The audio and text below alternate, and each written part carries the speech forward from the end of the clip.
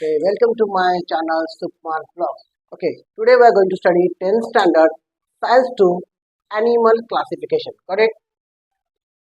As you know, Robert Whittaker is the scientist who has given a 5 kingdom for a classification. Got it? 5 kingdom, what he have given? Monera, Protista, Fungi, Plantae, Animalia. Got it? अभी उन्होंने 5 kingdom दिया, उसमें animalia है. आज हमको पढ़ाई करने का क्या किया है. अभी ये हो गए तुम्हारे एंशियंट मेथड एनिमल क्लासिफिकेशन. अभी मॉडर्न मेथड आया. मॉडर्न मेथड में उसने रॉबर्ट विटेकर ने क्या किया, जो यूनिसेलुलर था, अमीबा था, प्रोटिस्टा था, प्रोटोजोआ था, इनको इसमें से ओमिट कर दिया. क्या कर दिया, ये जो मॉडर्न मेथड में ना क्लासिफिकेशन ऑफ एनिमल में रॉबर्ट विटेकर ने क्या किया, जो यूनिसेलुलर ऑर्गेनिज्म थे जैसे अमीबा था, प्रोटोजोआ था, पैरामीशियम था, वो सबको ओमिट कर दिया. Only multi cellular heterotrophic organism he has included. समझ में आ रहा है? कुछ डाउट है? क्लियर है? अब ये क्लासिफिकेशन करने के लिए उससे क्या क्या क्राइटेरिया रखा है, किस प्रकार से उसको क्लासिफिकेशन किया है, वो हम लोग पढ़ने वाले. उसने 5 क्राइटेरिया रखा था. कितना रखा था? स्टेप बाय स्टेप तुमको लिखना है. कौन था ये modern method of animal classification का? Robert Whittaker. पहले उसने क्या किया था, 5 kingdom बनाया था. बोले Monera, protista, fungi, Plantae, Animalia. Animalia में उसने क्या बनाया था, यूनिसेल्युलर, मल्टीसेल्युलर. अभी एनिमल क्लासिफिकेशन यूनिसेल्युलर को पूरा अलग किया. क्या किया, उसको इसमें इंक्लूड नहीं किया. उसके लिए जो मल्टीसेल्युलर था उसका एक अलग सेक्शन बनाया. क्या बनाया, मल्टीसेल्युलर का उसने अलग सेक्शन बनाया. ओके, उसका क्राइटेरिया क्या रखा, बॉडी ऑर्गेनाइजेशन. उसका बॉडी कैसा रहेगा, उसमें आगे पढ़ने वाला, डिटेल पढ़ने वाला, लेकिन उससे पहले करना चाहिए बॉडी ऑर्गेनाइजेशन. फिर आता है बॉडी सिमेट्री. क्या आता है, उसे किस प्रकार से उसको मेंशन किया है ताकि कोई भी एनिमल, जो मैंने बताया कितने मिलियन है, लाख स्पीसीज है, कितना है, उसको 1 by 1 हम लोग उसको क्लासिफाई नहीं. तो इसके लिए उसने कुछ ऐसा कैटेगराइज किया कि आप जब भी कोई कैटेगरी को फॉलो करें तो उसमें बहुत सारे वो टाइप के एनिमल इंक्लूड हो जाए. क्लियर है? जैसे मैंने स्पैरो लिया, तो स्पैरो और पिजन और क्रो ये आ गए उसमें.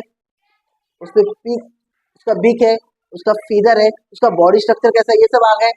ऐसे उसने क्लासिफिकेशन किया ताकि मैं फॉलो कर पाऊँ, तो कैटेगराइज करके. फिर उसने बनाया ये 5 क्राइटेरिया. क्या बनाया, पहला था बॉडी ऑर्गेनाइजेशन था, दूसरा था बॉडी सिमेट्री था, तीसरा था बॉडी कैविटी था, चौथा था जर्माइनल लेयर, और 5वां है सेगमेंटेशन. 1 by 1 हम इसको पढ़ाई करने वाले हैं. बहुत इजी है. अगर ये समझा ना तो बाकी जो चैप्टर है ना तुमको आराम से समझेगा. Got it? ये मेन बेस है. इसके ऊपर तुम एनिमल क्लासिफिकेशन का पूरा डिटेल तुम्हारे दिमाग के अंदर बैठेगा, क्योंकि आगे जो भी अगर एनिमल रहेगा, जो भी लिविंग ऑर्गेनिज्म रहेगा, यही बेस पे तुमको उसको स्टडी करने का. Got it? पॉज करो, पॉज करो, पॉज करो. Okay, let's go for the first criteria given by the great scientist Robert Whittaker. Body organization. क्या है, जो एनिमल क्लासिफिकेशन है उसका फर्स्ट क्राइटेरिया है बॉडी ऑर्गेनाइजेशन. बहुत सिंपल है, समझ के लो.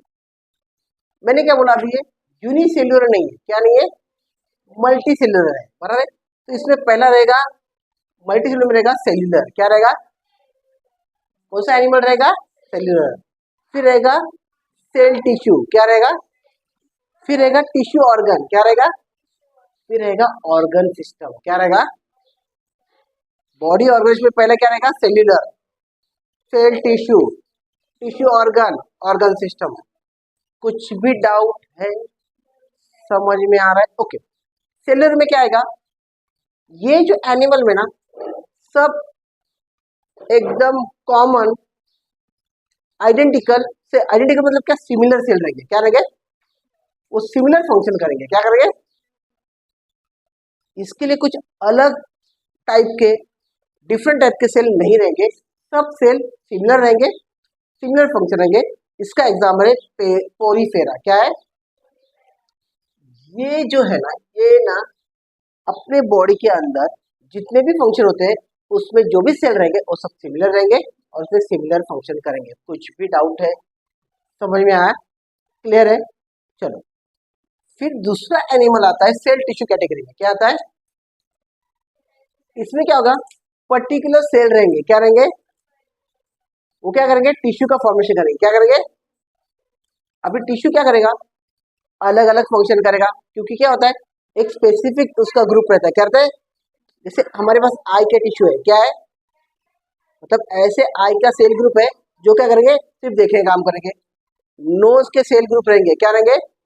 मतलब नोज के जो टिश्यू रहेंगे वो ब्रीथिंग का काम करेंगे। बराबर, वैसे ही ना ये एनिमल के अंदर सेल के साथ में ऐसे स्पेसिफिक सेल रहेंगे जो टिश्यू का फॉर्म करेंगे। क्या करेंगे? इसमें आता है निडेरिया या सिलेंटरेटा। निडेरिया बराबर है। इसमें ना ऑर्गन में क्या हो क्यों इधर? हाँ, कैसे? ऑर्गन नहीं रहेगा लेकिन टिश्यूज रहेंगे जो पर्टिकुलर फंक्शन। जैसे देखो उनके पास नर्वस सिस्टम रहेगा लेकिन ऐसे नर्वस के टिश्यू रहेंगे। उनके पास डाइजेस्टिव सिस्टम नहीं रहेगा लेकिन डाइजेस्ट के लिए टिश्यू रहेंगे। Got it? उनके पास जो नोज है, नोज के टिश्यू रहेंगे लेकिन ऑर्गन नहीं रहेगा। Got it? समझ में आ रहा है मैं क्या बोल रहा हूँ? समझ के लो। फिर टिश्यू ऑर्गन को फॉर्म करेंगे। क्या करेंगे?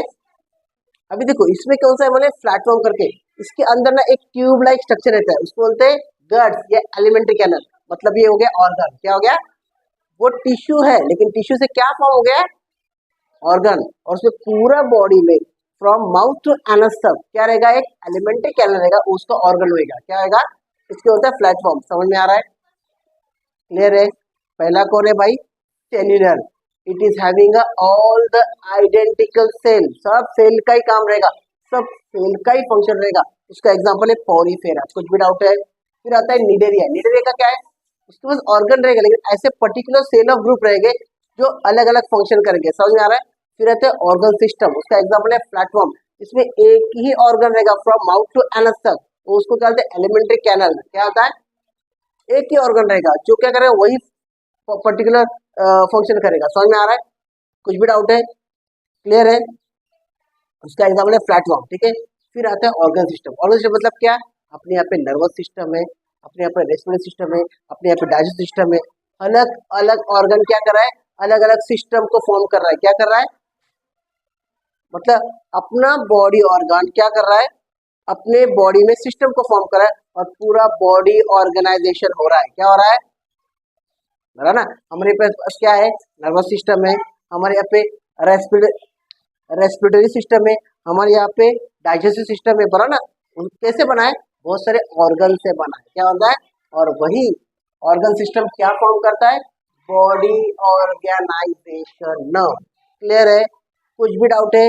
बॉडी ऑर्गेनाइजेशन का पहला ही समझा। इसमें कौन सा आएगा? ह्यूमन बीइंग आएगा and all the multi cellular animal. मतलब काऊ आएगा, बफेलो आएगा, डॉग आएगा, कैट आएगा, उसमें सब अलग अलग ऑर्गन है।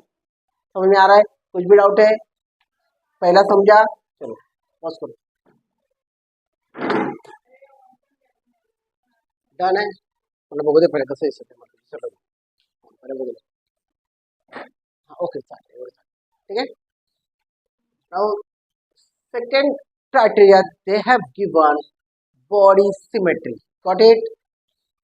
First asymmetrical, radial symmetry and bilateral symmetry.